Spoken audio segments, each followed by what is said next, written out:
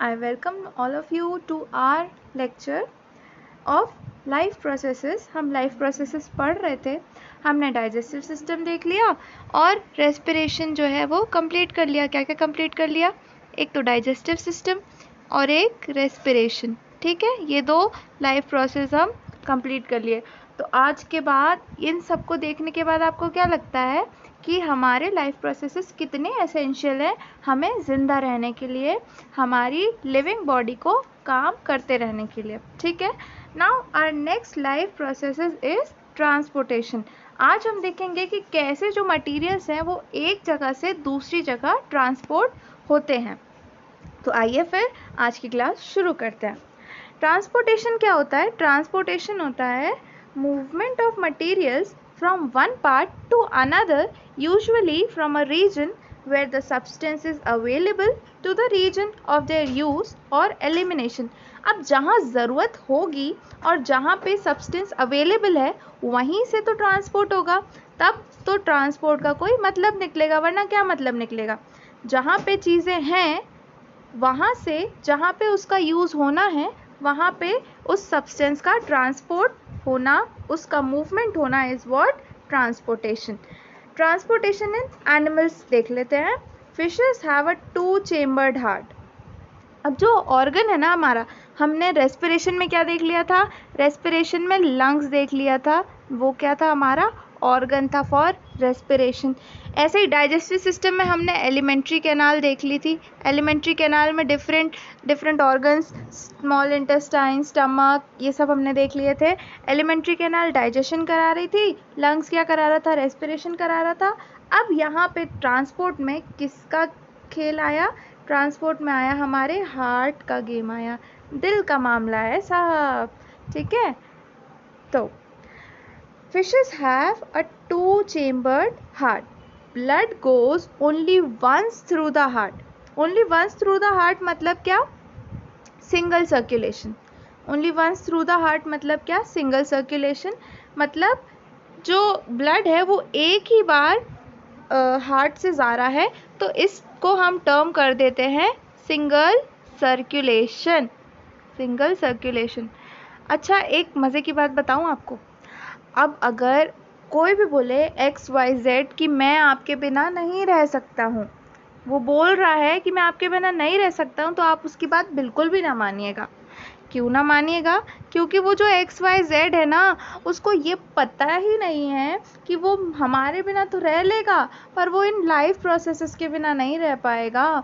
अब उसको कौन समझाए? मैं आपको समझा रही हूँ, तो आप समझ जाइए कि इसकी बातों पे विश्वास नहीं करना है। हम लाइफ प्रोसेसेस के बिना नहीं रह सकते हैं। लाइफ प्रोसेस ज़रूरी है किसके लिए? हमारी बॉडी को लिविंग कहलाने के लिए। ठीक है, अब कंटिन्यू कर लेते हैं आगे। Fishes have a 2-chambered heart, और जो एम्फीबियंस एंड रेप्टाइल्स हैं they have a 3-chambered heart except crocodile. Crocodile एक रेप्टाइल होता है, लेकिन इसके पास 3-chambered हार्ट नहीं होते। जैसे सपोज ये ऑरिकल, ठीक है, ये ऑरिकल्स या एट्रियम, और ये क्या है? वेंट्रिकल। ये क्या है? ये ventricle, and these two are what? Auricles. तो ये हो गया ना 1, 2 एंड 3 चेम्बर्स। ये 3 चेम्बर्स किसके पास होते हैं? एम्फीबियंस और रेप्टाइल्स के पास होते हैं। लेकिन जो एक्सेप्शन है इसमें वो क्या है? क्रोकोडाइल है। ये एक्सेप्शन पूछते हैं। हमेशा याद रखिएगा, जो हटकर होगा ना, जो एक्सेप्शन होगा वो क्वेश्चन बनता है, तो एक्सेप्शन को हमें अच्छे से याद रखना होता है। ठीक है, जो एम्फीबियंस और रेप्टाइल्स के पास 3-chambered हार्ट होता है, लेकिन जो क्रोकोडाइल है उसके पास 4-chambered हार्ट होता है। और इनकी जो सर्कुलेशन है इसको हम क्या टर्म कर देते हैं? इसको हम टर्म कर देते हैं इनकम्प्लीट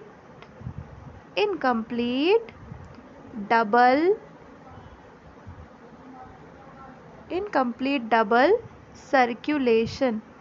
इनकम्प्लीट डबल सर्कुलेशन। अब डबल सर्कुलेशन बोला, इनकम्प्लीट बोल दिया। ऐसा क्यों बोला?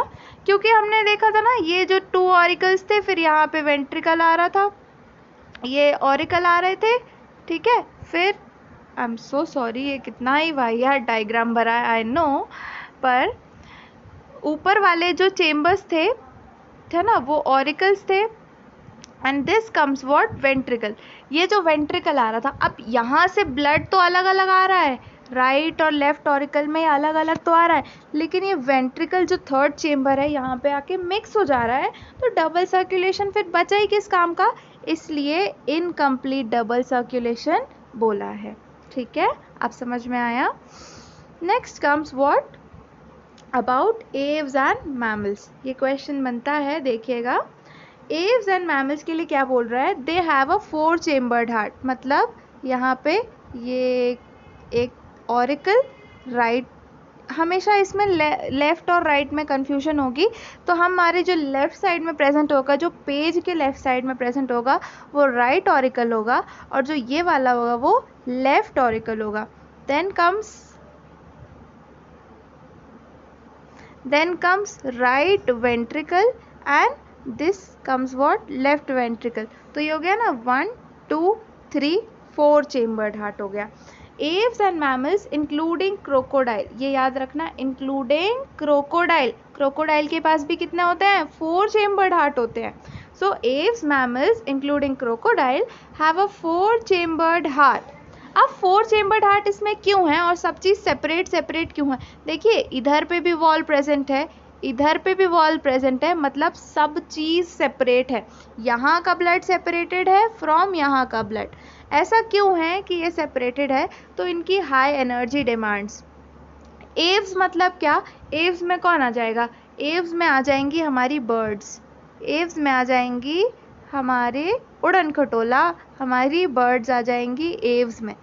ये हाई हाई फ्लाई करते हैं, हाई हाई फ्लाई करते हैं ये ऊंचे ऊंचे आसमानों में उड़ते हैं, तो इनकी एनर्जी डिमांड ज़्यादा होती है, इनकी एनर्जी डिमांड क्या होती है, ज़्यादा होती है। और अगर ऑक्सीजनेटेड और डीऑक्सीजनेटेड, मतलब O2 और CO2 रिच ब्लड अगर अलग अलग नहीं हुआ, तो ये कैसे ही अपनी एनर्जी डिमांड्स को फुलफ़िल कर पाएंगे। इसलिए इनके में ये जो सेपरेट चेम्बर्स हैं वो प्रेजेंट होते हैं। जो ऑक्सीजनेटेड ब्लड है वो डीऑक्सीजनेटेड ब्लड से सेपरेट होता है। वहीं एम्फीबियंस और रेप्टाइल्स, इनको तो लैंड पे रहना है ना, इनकी कोई एनर्जी डिमांड्स है इतनी ज़्यादा, तो ये कंपनसेट कर लेते हैं, ये टॉलरेट कर लेते हैं इनकम्प्लीट डबल सर्कुलेशन। लेकिन मैमल्स को भी बहुत एनर्जी की ज़रूरत पड़ती है, क्योंकि वो भी इतने सारे काम करते हैं। और एव्स भी जो हैं वो ऊंचे आसमानों में उड़ते हैं, तो वहाँ पे भी उनको एनर्जी की क्या होती है, ज़रूरत पड़ती है। इसलिए इनके पास सेपरेट चेम्बर्स होते हैं, और जो इनका ऑक्सीजनेटेड ब्लड है वो डीऑक्सीजनेटेड ब्लड से क्या होता है, सेपरेट होता है।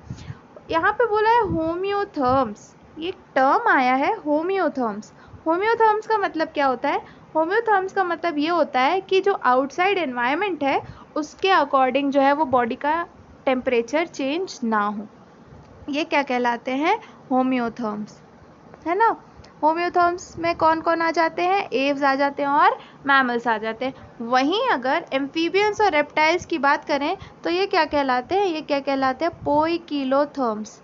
पोइकिलोथर्म्स मतलब कि कोल्ड ब्लडेड, पोइकिलोथर्म्स मतलब कि कोल्ड ब्लडेड। कोल्ड ब्लडेड मतलब कि क्या, कि जो इनका बॉडी टेम्परेचर है वो आउटसाइड एनवायरनमेंट के फ्लक्चुएट होने से चेंज हो जाएगा।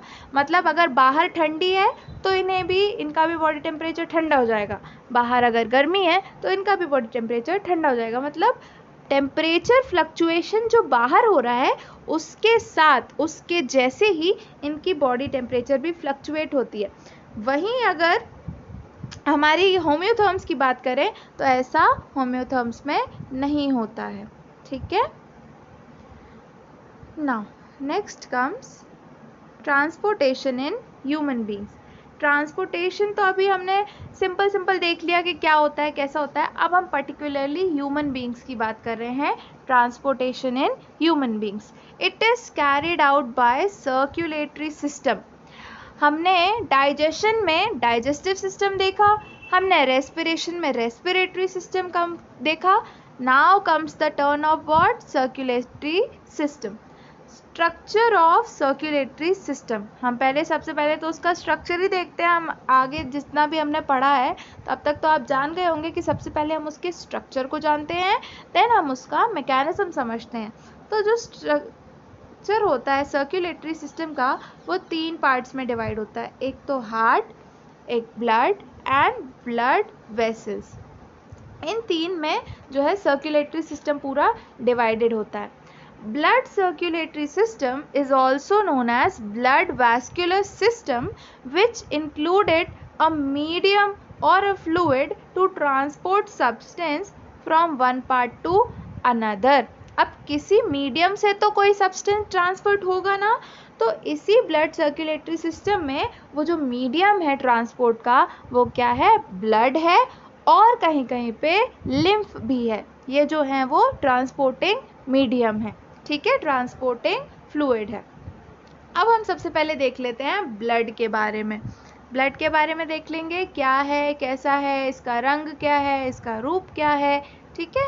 आइए देखते हैं ब्लड के बारे में। Blood is a red viscous vascular fluid connective tissue. Connective मतलब क्या, कि दो चीज़ों को कनेक्ट करना, और फ्लूइड कनेक्टिव टिश्यू मतलब कि फ्लूइड ही, अब आगे जो हम पढ़ेंगे कनेक्टिव टिश्यू भी 3 तरह के होते हैं, उसमें से ये फ्लूइड कनेक्टिव टिश्यू में ब्लड आता है, ठीक है। तो इसका कलर क्या है, इसका कलर है रेड, इसका कलर है रेड। ये कैसा है, विस्कस है। विस्कस मतलब क्या, कि थोड़ा बहुत उसमें जो गाढ़ापन हो, कैसा हो, गाढ़ापन हो। जैसे हमने हनी देखा है, Honey is a viscous fluid, मतलब उतना गाढ़ा तो नहीं होता है ब्लड हमारा, पर हाँ थोड़ा थोड़ा विस्कस वो होता है, ठीक है। So it is a red viscous fluid connective tissue. ये किसकी तारीफ कर रहे हैं हम, ये हम ब्लड की तारीफ कर रहे हैं, ठीक है। It consist of plasma and formed elements. Formed elements में आ जाएंगे हमारे ब्लड सेल्स, प्लाज्मा और फॉर्म्ड एलिमेंट्स। ये जो ब्लड है ना, ब्लड के भी 2 पार्ट्स होते हैं। हम जैसे देखते हैं रेड ब्लड, उसमें भी 2 पार्ट्स होते हैं। कौन कौन से, एक होता है प्लाज्मा और एक होता है फॉर्म्ड एलिमेंट्स, जिसमें ब्लड सेल्स आ जाते हैं, ठीक है। प्लाज्मा के बारे में देखते हैं, प्लाज्मा को क्या क्या ख्याति मिली है, ठीक है। Plasma, it is the fluid medium in which cells are suspended, हमने देखा था ना कि जो ऑक्सीजन है, कार्बन डाइऑक्साइड है, वो प्लाज्मा में डिजॉल्व फॉर्म में जाती है। तो यही जो है वो फ्लूइड मीडियम है किसका, ब्लड का। It is the fluid medium in which cells are suspended. It transports food, carbon dioxide and nitrogenous waste dissolve form में ये ट्रांसपोर्ट करता है, ठीक है। अब इसका कलर क्या है, हमने ब्लड का रंग तो देख लिया था, क्या होता है, रेड होता है, लेकिन जो प्लाज्मा है इसका कलर होता है स्ट्रॉ या पेल येलो कलर। इसका क्या कलर होता है, स्ट्रॉ या पेल येलो कलर। स्ट्रॉ मतलब वो वाली स्ट्रॉ नहीं जिससे हम कोल्ड ड्रिंक्स पीते हैं, not that straw, okay, for your kind information. ये वो स्ट्रॉ है जो हम भूसा कहते हैं, पर्टिकुलरली जो गाय का चारा होता है, वो जो येलोइश कलर का, पेल येलो कलर का होता है, उसको हम कहते हैं स्ट्रॉ कलर या पेल येलो कलर, ठीक है। इस कलर का क्या होता है, कलर्ड मैट्रिक्स होता है, जिसको हम प्लाज्मा कहते हैं। And it constitutes about 55% of blood, मतलब मेजरली यही जो है वो ब्लड को कॉन्स्टिट्यूट कर रहा होता है, ठीक है। अब जो 55% यहाँ पे आ गया, बाकी का बचा 45% क्या है, बाकी का बचा 45% है ब्लड सेल्स या फिर फॉर्म्ड एलिमेंट्स, ठीक है। ये क्या होते हैं, it constitutes about 45% of blood, ठीक है। Now next comes about blood cells. Blood cells के बारे में हम देख लेते हैं, ठीक है। ब्लड सेल्स भी 3 तरह के होते हैं। कितने तरह के होते हैं ब्लड सेल्स, 3 तरह के होते हैं, red blood cells, white blood sales and platelets. ये जो टेबल है, ये ऐसे ही क्वेश्चन पूछ लेते हैं इसमें कि differentiate between red blood cells, white blood cell, platelets, या इसमें से अलग अलग क्वेश्चन भी बन सकते हैं, तो इसको आप ध्यान से देखिएगा। रेड ब्लड सेल्स RBC, इसका नाम क्या है, इसके मेडिकल टर्म में नाम है एरिथ्रोसाइट्स, ठीक है। और वाइट ब्लड सेल्स का जो नाम है वो क्या है, ल्यूकोसाइट्स, एंड प्लेटलेट्स का नाम है थ्रोम्बोसाइट्स। ठीक है, इसको अपन याद रखेंगे तो एक अच्छा इंप्रेशन पड़ता है। अब हम अच्छी अच्छी चीज़ें सामने देंगे एग्जामिनर के, उसको प्रेजेंटेशन कैसे करते हैं हम डिफरेंट वर्ड्स का यूज़ कर लेते हैं, या उसके फुल फॉर्म शॉर्ट फॉर्म को in the form of bracket लिख देते हैं, तो एक अच्छा इंप्रेशन पड़ता है। इसलिए ये जो एक्स्ट्रा इन्फॉर्मेशन होती है ये हमें देखनी होती है, ताकि एग्जामिनर के सामने उसको ये लगे कि नहीं, ये जो लिख रहा है, आंसर लिख रहा है, इसको कुछ तो आता है। ठीक है, रेड ब्लड सेल्स और आरबीसी, वाइट ब्लड सेल्स और डब्ल्यूबीसी, प्लेटलेट्स को और क्या कहते हैं, थ्रोम्बोसाइट्स भी कहते हैं। अब इनके हम देख लेते हैं, क्या डिफ्रेंशिएट देख लेते हैं इनके बीच में क्या क्या है।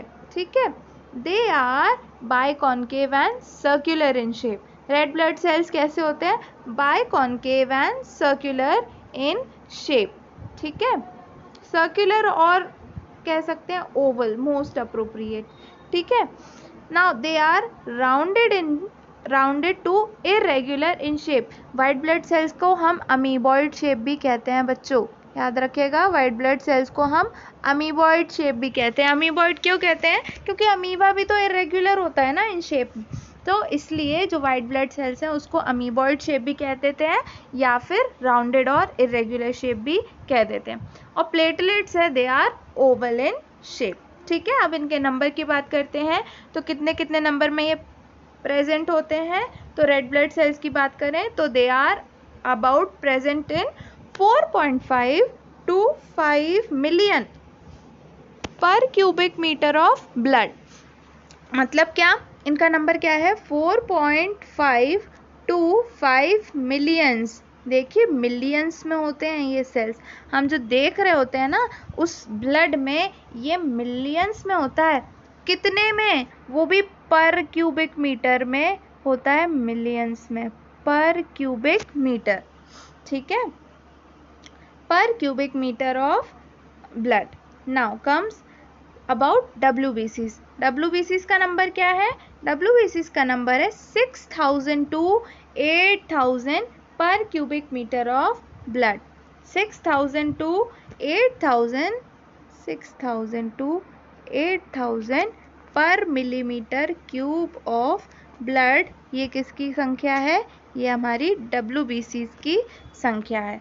अब बात करते हैं प्लेटलेट्स की, तो प्लेटलेट्स की संख्या होती है 1.5 to 3.5 लाख पर क्यूबिक मीटर ऑफ ब्लड। ठीक है, इनकी होती है 1.5 to 3.5 लाख। ठीक है, रेड ब्लड सेल्स की बात करते हैं तो न्यूक्लियस एब्सेंट होता है किसमें, हमारे ह्यूमंस में।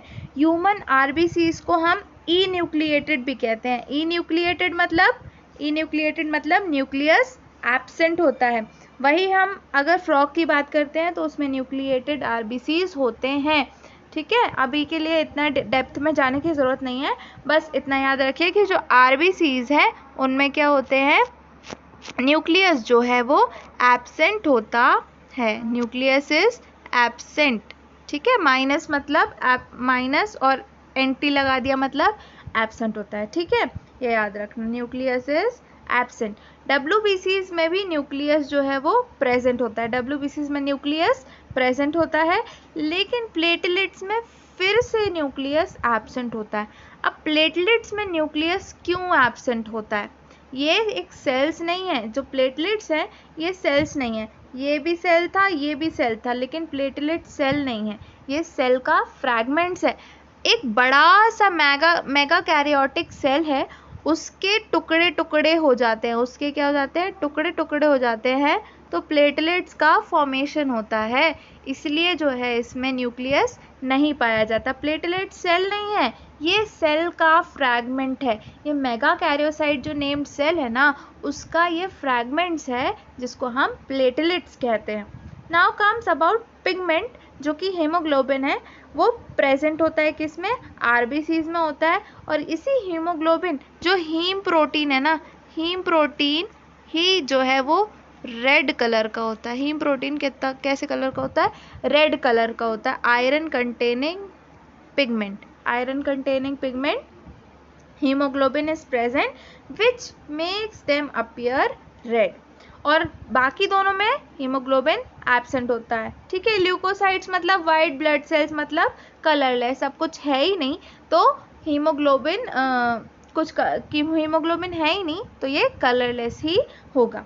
लाइफ स्पैन की बात करते हैं, कितने दिन जीवित रहते हैं, तो आरबीसीज की लाइफ स्पैन कहते हैं कि 120 डेज की होती है और डब्ल्यूबीसीज की लाइफ स्पैन होती है वो 10 to 12 डेज की होती है।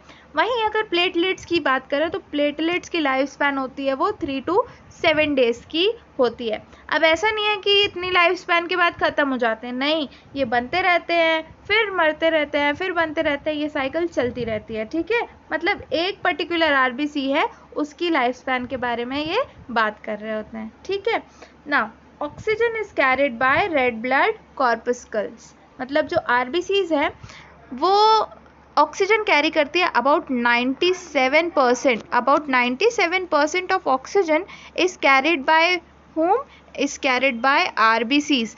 RBCs जो हैं वो 97% ऑफ ऑक्सीजन है वो कैरी करते हैं और अलग अलग बॉडी के पार्ट्स में अलग अलग सेल्स में डिस्ट्रीब्यूट करते हैं। ठीक है, अब हम WBCs की बात करें तो WBCs बॉडी गार्ड्स हैं हमारे बॉडी का, हमारे WBCs को हम बॉडी गार्ड्स कहते हैं क्योंकि क्यों, ये जो पैथोजेंस हैं, जो इन्फेक्शन कॉजिंग एजेंट हैं जो हमारी बॉडी में, उनसे ये लड़ते हैं और हमारी इम्यूनिटी बढ़ाने में हमारी हेल्प करते हैं, इसलिए हम क्या कहते हैं, इन्हें सोल्जर्स कहते हैं या बॉडी गार्ड्स कहते हैं। ठीक है, दे डिस्ट्रॉय और किल जर्म्स, माइक्रोब्स और pathogens and are called what, and are called soldiers of body. Big respect for soldiers. ठीक है ना, सो WBCs क्या है हमारी बॉडी के, WBCs हमारी बॉडी के सोल्जर्स हैं। अब सोल्जर्स के लिए जब बिग रिस्पेक्ट होती है, इससे याद रख सकते हैं कि सिर्फ इन्हीं में जो है वो न्यूक्लियस प्रेजेंट होता है। ठीक है, इससे हम याद रख सकते हैं। की पॉइंट्स छोटे छोटे बना लेने चाहिए। अब एकदम भारी इतना दिमाग तो किसी का चलता नहीं है सब कुछ की मगअप करके याद हो जाए, नहीं, हमेशा क्या करना चाहिए, हमें की पॉइंट्स बना लेना चाहिए कि जिससे आपको याद रहे। ठीक है, सबको अपने अपने की पॉइंट्स बनाने हैं, जैसे हमने यहाँ पे बनाया कि जो WBCs है वो सोल्जर्स हैं, तो सिर्फ WBCs में ही न्यूक्लियस प्रेजेंट है, बाकी दोनों में क्या है, एब्सेंट है। ऐसे रिलेट करके पढ़ेंगे ना तो रिलेटिव स्टडी ज़्यादा इफेक्टिव होती है। ठीक है ना, किसी भी चीज़ के की पॉइंट्स बना लेना, देन माइंड मैप्स बना लेना अपने में कि एक के साथ दूसरे को आप जोड़ पाओ और फिर आपको सारी चीज़ें क्या हो जाए, याद हो जाए। ठीक है, एंड प्रोवाइड इम्यूनिटी। इम्यूनिटी कौन प्रोवाइड करता है, WBCs हमारे प्रोवाइड करते हैं। अब प्लेटलेट्स के फंक्शन की बात कर लेते हैं, तो प्लेटलेट्स क्यों होते हैं हमारी बॉडी में, प्लेटलेट्स हमारी बॉडी में है ताकि जो ब्लड क्लॉटिंग है उसमें हेल्प कर पाएँ। अब ब्लड क्लॉटिंग की क्या ज़रूरत, ब्लड क्लॉटिंग की ज़रूरत इसलिए है कि जब हमारी बॉडी चोट खा जाती है, जब हम चोट खा जाते हैं तो जो ब्लड है वो फ्लो करता है हमारी बॉडी से बाहर, तो उस ब्लड के फ्लो को, उस ब्लड के लॉस को कम करने के लिए जो है वो ब्लड क्लॉटिंग एसेंशियल होती है। ठीक है, so it helps in clotting of blood when there is rupture और injury to prevent blood loss. Blood loss को प्रिवेंट करने के लिए जो है वो प्लेटलेट्स यूज़ होती हैं। ठीक है, अब हम फंक्शंस देख लेते हैं किसके, ब्लड के फंक्शंस में आ जाता है। सबसे पहले तो it helps transport oxygen and carbon dioxide, transporting medium है तो ऑब्वियसली गैसेस के ट्रांसपोर्ट में जो है वो ब्लड हेल्प करता है। So it helps transport oxygen and carbon dioxide, carries hormones from endocrine glands to different parts of the body. हमारे दो तरह के ग्लैंड होते हैं, एंडोक्राइन और एक्सोक्राइन। एक्सोक्राइन क्या होते हैं, डक्ट जिनमें होती हैं वो ग्लैंड्स होते हैं, और एंडोक्राइन वो ग्लैंड्स होते हैं जो डक्टलेस ग्लैंड होते हैं, और यही जो है वो हॉर्मोन्स प्रोड्यूस करते हैं। तो इसलिए यहाँ पे लिखा है कि they carries hormones from endocrine glands to different parts of the body. ठीक है, अब हॉर्मोन्स भी तो अपनी टारगेटेड साइट पे जाके ही ना काम करेंगे, तो उसको कैरी करने का काम किसका होता है, ब्लड का होता है। Now next comes what, maintains water and ionic balance. Water and ionic balance को मेंटेन कैसे करता है, तो हम बाद में एक्सक्रीशन में देखेंगे ये चीज़ कि जो हमारा सब्सटेंस है जो डाइजेस्ट हो जाता है, कभी कभी उसका रीअब्जॉर्प्शन कराना होता है और कभी कभी कुछ सिलेक्टिव चीज़ों का सिक्रीशन कराना होता है, जैसे H+, OH-, इन सब का हमें सिक्रीशन कराना होता है, जिसके कारण जो आयनिक और वाटर बैलेंस है वो मेंटेन होता है। तो ये भी हमारा ब्लड के ही थ्रू होता है, ठीक है। तो maintains water and ionic balance and helps in nutrient transport such as salt और शुगर। जो सॉल्ट्स और शुगर्स भी है ना हमारी बॉडी में जो बनते बिगड़ते रहते हैं, वो भी किसके थ्रू ट्रांसपोर्ट होते हैं, ब्लड के थ्रू ट्रांसपोर्ट होते हैं। सिंपली कंक्लूजन यही है कि जो ब्लड है वो ट्रांसपोर्टिंग मीडियम है, उसका काम ही है चीज़ों का ट्रांसपोर्ट करना, ठीक है। ब्लड क्लॉटिंग देख लेते हैं, हमने एक नाम हमने पहले तो देखा ना, इसी अभी थोड़ी देर पहले बात की थी ब्लड क्लॉटिंग की। अब देख लेते हैं कि इसका क्या मैकेनिज्म होता है। अभी तो इसको शॉर्ट में पढ़ते हैं, फिर आगे जो हमारी हायर क्लासेस हैं उसमें हम इसको डिटेल व्यू में पढ़ेंगे, ठीक है। तो शुरू करते हैं कथा किसकी, ब्लड क्लॉटिंग की। ब्लड क्लॉटिंग की कथा कुछ इस प्रकार है कि सबसे पहले जब हमें इंजरी हुई, जब हमें छिल गया या हम गिर गए और हमें एक स्क्रैच आ गया, तो वहाँ से जो है वो एयर एंटर करती है। अब वो जो घाव है ना हमारा, वहाँ से एयर एंटर करेगी और जो प्लेटलेट्स हैं, प्लेटलेट्स यूजुअली इनएक्टिव फॉर्म में होते हैं। प्लेटलेट्स किस फॉर्म में होते हैं, प्लेटलेट्स इनएक्टिव फॉर्म में होते हैं हमारी बॉडी में। अब अगर वो एक्टिवेट फॉर्म में रहेंगे तो वो क्लॉटिंग फैक्टर्स रिलीज़ करेंगे, तो हमारी बॉडी में ब्लड क्लॉट होगा। और बॉडी में ब्लड क्लॉट होना अच्छा नहीं है, ये हम सब बहुत अच्छी तरीके से जानते हैं।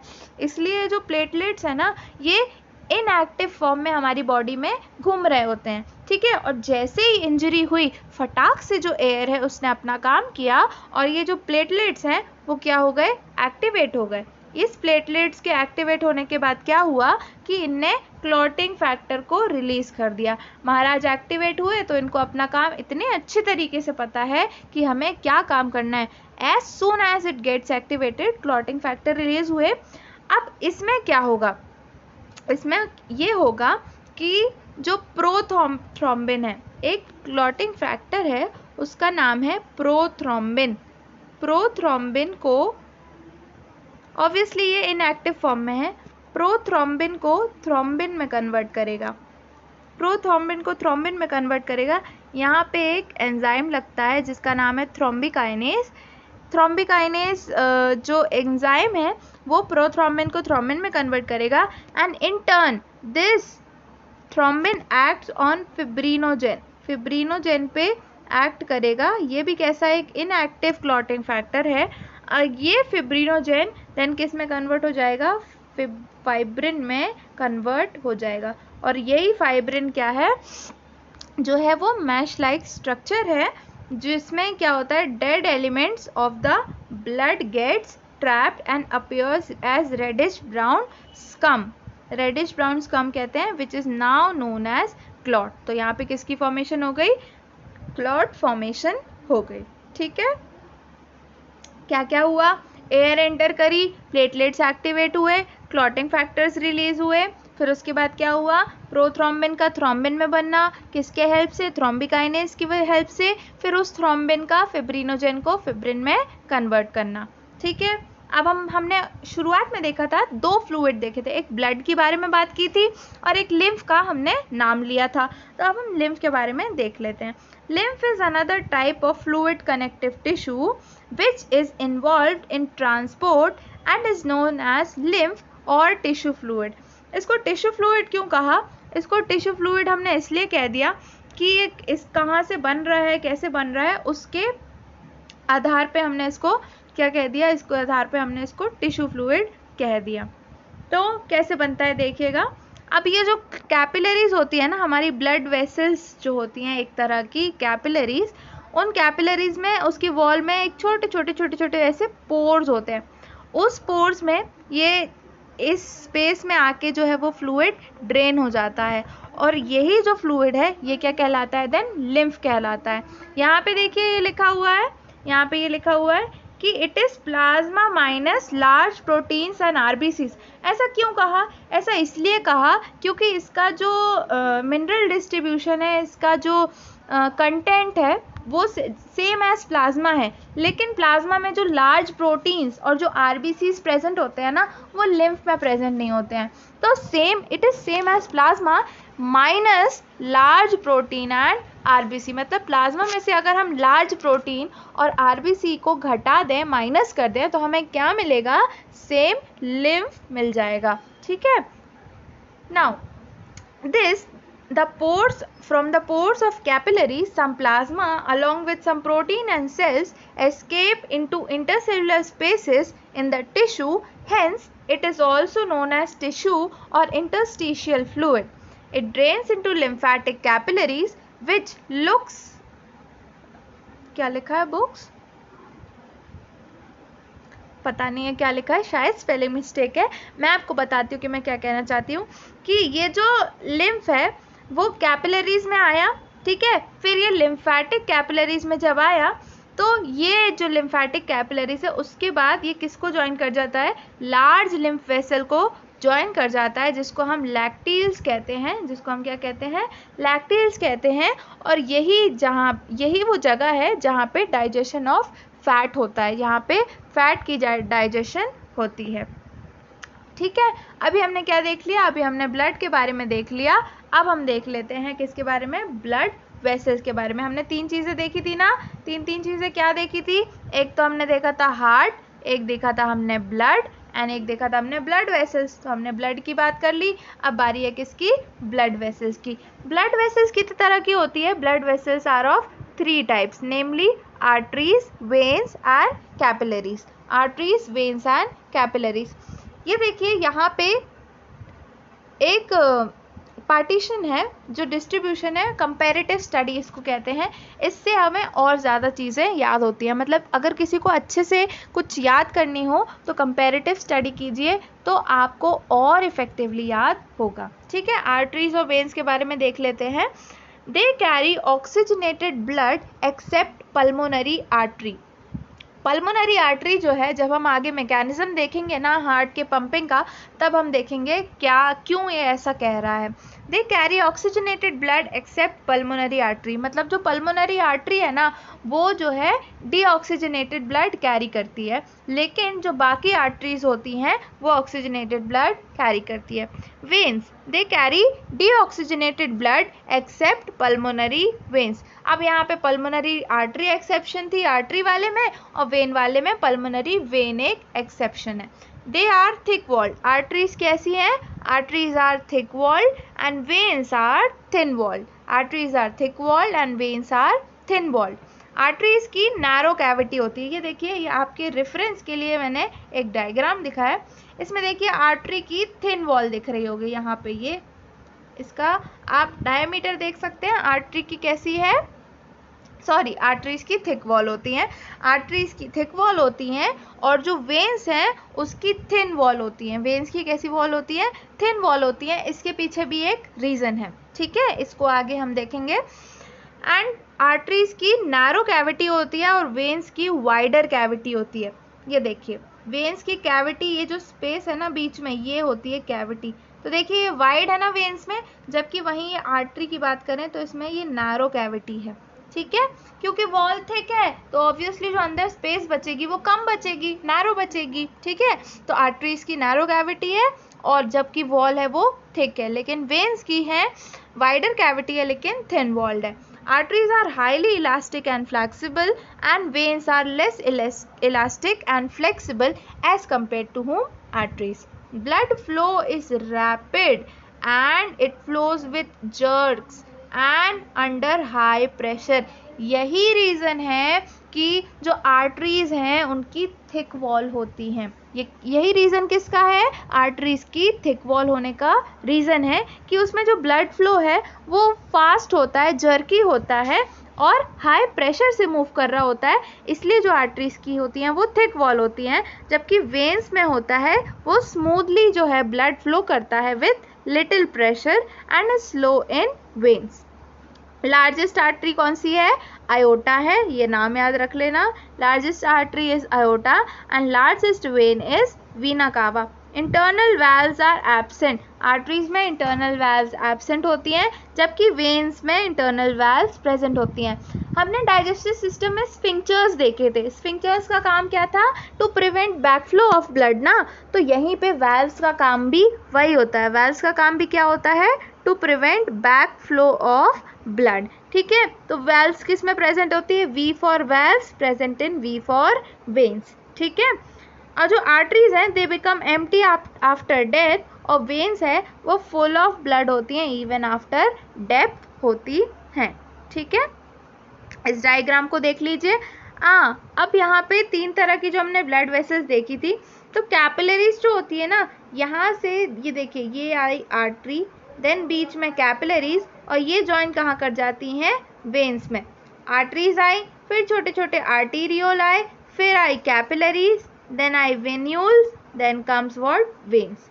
ठीक है, ये होता है, ऐसे जो है हमारी ब्लड वेसल्स हमारी बॉडी में प्रेजेंट होती हैं। ठीक है, हमने आर्टरीज और वेन का कंपैरिजन देख लिया। अब हम देख लेते हैं कैपिलरीज के बारे में। कैपिलरीज क्या है? Capillaries are the smallest vessels which have walls which are 1 cell thick. 1 cell thick इनकी जो होती हैं वॉल्स होती हैं, और इनको हम क्या कहते हैं? कैपिलरीज कहते हैं। They are narrow thin wall tubes which connect arteries and veins. हमने ऊपर अभी डायग्राम में देखा था ना कि it connects arteries and veins. Various dissolved substances present in blood are carried to the body cells through capillaries. The exchange of oxygenated blood and deoxygenated blood takes place. क्यों ऐसा क्यों कहा? क्योंकि आर्टरीज और वेन्स को connect कर रही है ना। तो आर्टरीज में भी हमने ऊपर कंपैरिजन में क्या देखा था कि ऑक्सीजनेटेड ब्लड होता है, और वेन्स में क्या होता है? डीऑक्सीजनेटेड ब्लड होता है। तो ये जब बीच में जो कैपिलरीज हैं वो ऑक्सीजनेटेड ब्लड और डीऑक्सीजनेटेड ब्लड को क्या कराती हैं? एक्सचेंज कराती हैं, ट्रांसपोर्ट कराती हैं। तो oxygenated blood enters arteries and deoxygenated blood enters veins. ठीक है, समझ में आया इतना? अब थोड़ी सी लंबी सांस लीजिए। बहुत कुछ पढ़ लिया हमने, बहुत कुछ दिमाग में रख लिया। ठीक है, अब हम बात करते हैं हार्ट की। दिल का मामला आ गया भाई साहब। इंटरेस्टिंग होगा कि नहीं होगा? नहीं होगा तो चलिए बना लेते हैं। हमने ब्लड देख लिया, ब्लड वेसल्स देख ली। अब किसके बारे में बात करेंगे? हार्ट, आ पंपिंग ऑर्गन। दी लगाया है, देख लिए, heart the pumping organ, the great pumping organ. किसी के सामने दी लगा देते हैं तो इज्जत बढ़ जाती है ना उसकी। हाँ, अब दिल की इज्जत तो रखनी ही पड़ेगी ना साहब। तो चलिए आइए देखते हैं किसके बारे में? हार्ट के बारे में। Heart is a muscular automatic pulsating organ which is as big as our fist. Fist मतलब क्या? जब हम मुट्ठी बांध लेते हैं तो उतने साइज का क्या होता है? हमारा हार्ट होता है।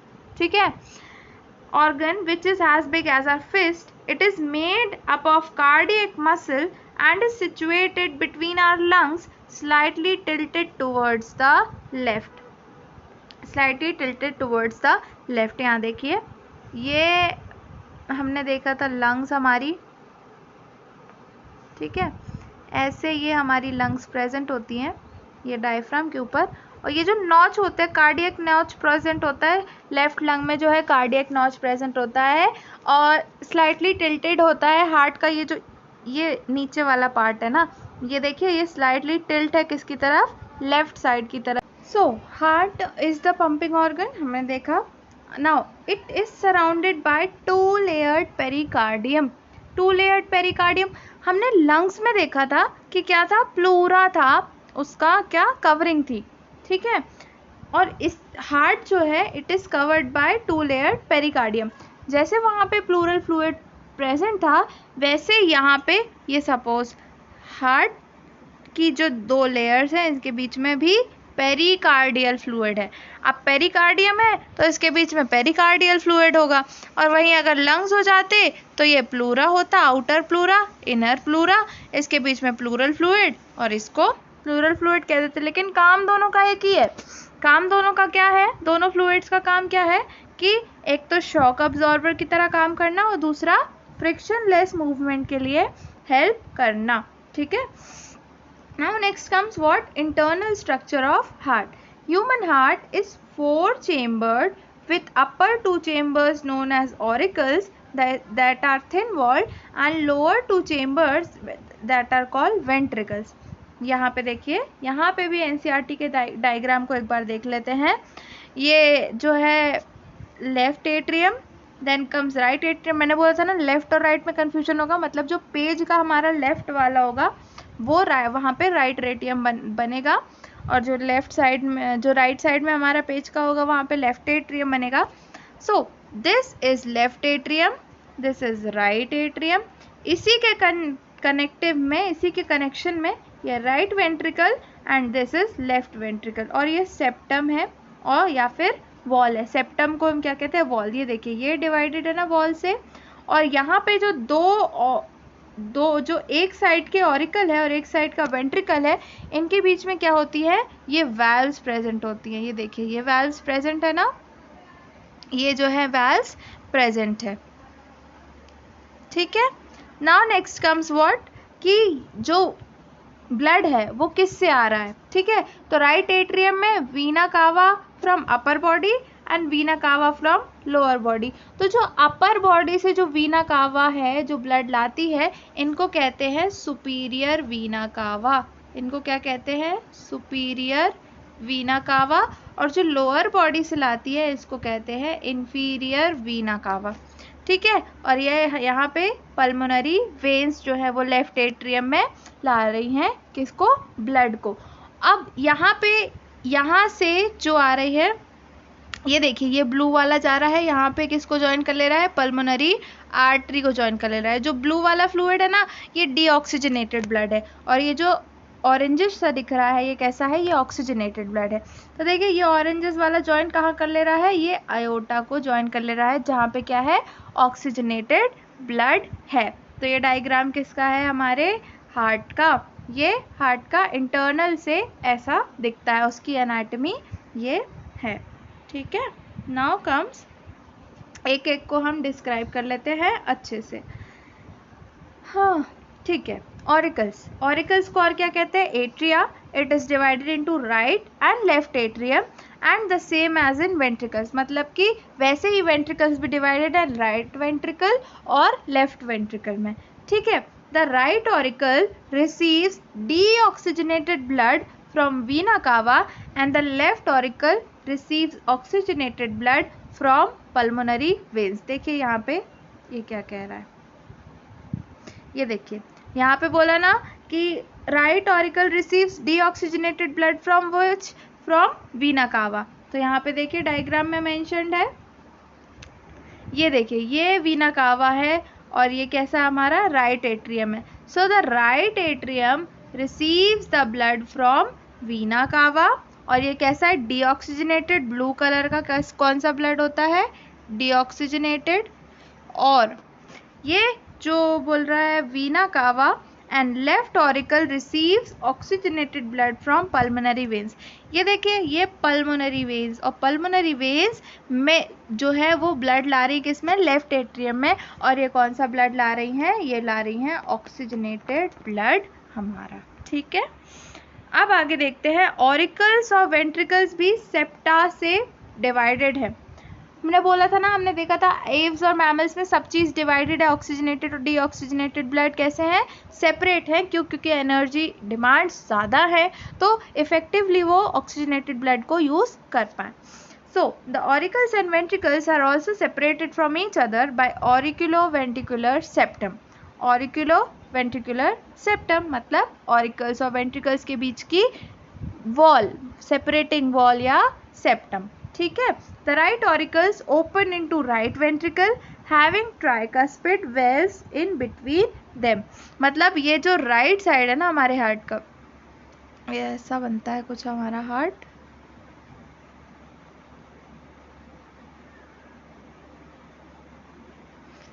ये हमारा हो गया राइट ऑरिकल, ये हो गया हमारा लेफ्ट ऑरिकल. ठीक है. तो ये जो ऑरिकुलो वेंट्रिकुलर ये क्या है? सेप्टम है. ठीक है. अब यहाँ पे जो राइट साइड में जो वेल्स होती हैं 3 कस्प की होती हैं, तो यहाँ पे कौन सी होती है? Tricuspid valves. और लेफ्ट ऑरिकल्स और लेफ्ट वेंट्रिकल्स के बीच में कौन सी होती है? बाइकस्पिड और मिट्रल वेल्स प्रेजेंट होती हैं. right ventricle open into pulmonary artery by semilunar valve and left ventricle opens into aorta through semilunar valve. मतलब यहाँ से भी अब ये ओपन हो रहा है। राइट वाला किस में ओपन होता है? राइट वाला होता है हमारी पल्मोनरी आर्टरी में ओपन होता है, जो कि डीऑक्सीजनेटेड ब्लड को लंग्स में लेके जाती है उसके फिल्ट्रेशन के लिए। और जो लेफ्ट वेंट्रिकल है वो आयोटा में ओपन होता है, जहाँ पे ऑक्सीजनेटेड ब्लड जो है वो बॉडी में डिस्ट्रीब्यूट हो जाता है। और यहाँ पे भी जो वाल्व्स है वो प्रेजेंट होती है, वो कौन सी वाल्व्स कहलाती है? सेमिल्यूनर वाल्व्स कहलाती है। अब फटाफट से हम मैकेनिज्म देख लेते हैं डबल सर्कुलेशन का। The two atriums relaxed when they are being filled with blood on their respective sides from vena cava and pulmonary vein। मतलब कि जब ब्लड भर रहा होता है ना एट्रिया में या फिर ऑरिकल्स में, तो वो रिलैक्स्ड स्टेट में होता है। रिलैक्स स्टेट में होता है, उसके बाद जब उसमें ब्लड फिल हो जाता है, मतलब कि क्या, राइट साइड से कौन सी जो है ट्यूब ला रही है? राइट साइड से वीना कावा जो है वो डीऑक्सीजनेटेड ब्लड फिल कर रही है, और लेफ्ट साइड से जो पल्मोनरी वेन है वो कौन सा ब्लड फिल कर रही है? ऑक्सीजनेटेड ब्लड फिल कर रही है। यहाँ से देखिए ये वीना कावा और यहाँ से पल्मोनरी वेन जो है फिल कर रही हैं, आर्टरीज को फिल कर रही हैं। ठीक है, अब जब ये फिल हो जाएंगी आर्टरीज, तो उसके बाद क्या होंगी? ये कॉन्ट्रैक्ट होंगी। अब कॉन्ट्रैक्ट होंगी तो ये जो वाल्व्स है ना, इससे ब्लड फ्लो करेगा इनकी रिस्पेक्टिव साइड से। मतलब राइट ऑरिकल से ब्लड कहाँ फ्लो करेगा? राइट वेंट्रिकल पे, और लेफ्ट ऑरिकल से ब्लड फ्लो करेगा लेफ्ट वेंट्रिकल पे। ठीक है, अपने अपने साइड पे ब्लड फ्लो होंगे। और वाल्व्स प्रेजेंट है तो वाल्व्स क्या इंश्योर करती हैं कि बैक फ्लो ब्लड का ना हो। तो जब ऑरिकल्स जो है वो कॉन्ट्रैक्ट करेंगे, तब जो वेंट्रिकल्स है वो रिलैक्स हो जाएंगे, ताकि जो इसमें ब्लड है वो फिल हो सके। ठीक है, यहाँ पे वही लिखा है, it then contracts while the next chamber ventricles relax and the deoxygenated blood from right atrium flows into right ventricle and oxygenated blood from left atrium flows into left ventricles। अब यहाँ पे और ये डायग्राम देख लेते हैं। ये देखिए, ये हार्ट है, ये है लेफ्ट साइड, ये है राइट साइड, और ये इसके रिस्पेक्टेड वेंट्रिकल्स। यहाँ से वीना कावा ने जो ब्लड लाया, ये एरो को देखिएगा, अपनी एनसीईआरटी आपकी होगी तो उसमें ये एरो क्लियरली मेंशन होंगे। देखिए एनसीईआरटी ओपन करके, एरो से जो वीना कावा है वो ब्लड लाई, ठीक है, वेंट्रिकल्स में गया, फिर वेंट्रिकल से ये पल्मोनरी आर्टरी कहाँ लेके गई? ब्लड को लंग्स में लेके गई। ठीक है, फिर यहाँ से जब पूरा छान के पूरा ऑक्सीजनेटेड ब्लड आया, जो डीऑक्सीजनेटेड ब्लड है उसको जब ऑक्सीजनेटेड कर दिया लंग्स में, फिर यहाँ से जो पल्मोनरी वेन है वो ऑक्सीजनेटेड ब्लड लाएंगी कहाँ? लेफ्ट ऑरिकल पे, और लेफ्ट ऑरिकल से फिर लेफ्ट वेंट्रिकल में ब्लड जाएगा। और फिर उसके बाद यहाँ पे देखिए वाल्व्स भी दिख रही है, कस्प्स दिख रहे हैं आपको, वो देखें। ठीक है, फिर लेफ्ट वेंट्रिकल से जो है आयोटा के थ्रू ब्लड कहाँ चला जाएगा? हमारे डिफरेंट बॉडी पार्ट्स में चला जाएगा। ठीक है, capillaries in body organs apart from lungs. ठीक है, तो ये हो गया हमारा क्या? डबल सर्कुलेशन, और कह सकते क्या? Complete double circulation. ठीक है, ये डायग्राम बाय हार्ट आप अगर देखेंगे ना तो बहुत इजी है, अगर आप समझ के इसको याद करेंगे। ठीक है, नाउ नेक्स्ट कम्स हमारा आखिरी टॉपिक, बस थोड़ा सा और बचा है, थोड़ा सा। ठीक है, now the deoxygenated blood from right ventricle goes to lungs from the pulmonary artery for oxygenation and oxygenated blood from left ventricle is distributed to whole body from the aorta। मतलब जो हमने ऊपर डायग्राम में देखा ना, उसी का explanation हमने नीचे लिख दिया है। ठीक है, since ventricles have to pump blood to various organs, they have thicker and muscular wall than atria। ठीक है, क्योंकि वेंट्रिकल्स को बॉडी पार्ट्स में ब्लड को डिस्ट्रीब्यूट करना होता है, तो इसकी वॉल कैसी होती है? थिक होती है। एंड ये बोल दिया है कि valves ensure that the blood does not flow backward. ठीक है, फिर ब्लड प्रेशर का ये थोड़ा सा बहुत दिया हुआ है कि the force that exerts against the blood wall is called what? Blood pressure. ठीक है, एक सिस्टोलिक प्रेशर होता है, एक डायस्टोलिक प्रेशर होता है। ये सिस्टोलिक और डायस्टोलिक मतलब क्या? सिस्टोलिक मतलब कॉन्ट्रैक्टेड स्टेट में जो प्रेशर होता है, कॉन्ट्रैक्टेड स्टेट में जो प्रेशर होता है उसको क्या कहते हैं हम? सिस्टोलिक प्रेशर प्रेशर कहते हैं, और जो रिलैक्स स्टेट में प्रेशर होता है उसको क्या कहते हैं, डायस्टोलिक प्रेशर कहते हैं। और नॉर्मल सिस्टोलिक प्रेशर, अच्छा नॉर्मल बीपी हम क्या कहते हैं, 120/80, ठीक है, 120/80 120 क्या होता है, हमारा नॉर्मल बीपी होता है ना, तो उसमें से ये जो 120 होता है वो कैसा होता है, सिस्टोलिक प्रेशर होता है, कॉन्ट्रैक्टेड स्टेट का प्रेशर होता है। कॉन्ट्रैक्शन में मतलब ज़्यादा प्रेशर लगना ना, तो इसमें याद रखिए 120 ज़्यादा है, वो कौन सा है, सिस्टोलिक प्रेशर है, 120 mm ऑफ Hg। मतलब हम इसको कंपैरिजन में जो है प्रेशर करते हैं तो ये उसकी यूनिट आ जाएगी mm ऑफ Hg, ठीक है। और जो डायस्टोलिक है वो 80 mm ऑफ Hg है। और इसका जो इंस्ट्रूमेंट है, ब्लड प्रेशर नापने का जो इंस्ट्रूमेंट है वो क्या कहलाता है, स्फाइग्मोमैनोमीटर, ठीक है। तोड़ तोड़ के पढ़िए, स्फाइग्मोमैनोमीटर इसका क्या है इंस्ट्रूमेंट, ब्लड प्रेशर नापने का, बीपी नापने का, स्फाइग्मोमैनोमीटर, स्फाइग्मोमैनोमीटर ये क्या है, ब्लड प्रेशर नापने का इंस्ट्रूमेंट है। अक्सर ये बॉक्स को हम नहीं पढ़ते हैं, लेकिन स्टिल यहाँ से एक क्वेश्चन बन सकता है, what is the instrument to measure blood pressure, तो ये क्या है, स्फाइग्मोमैनोमीटर।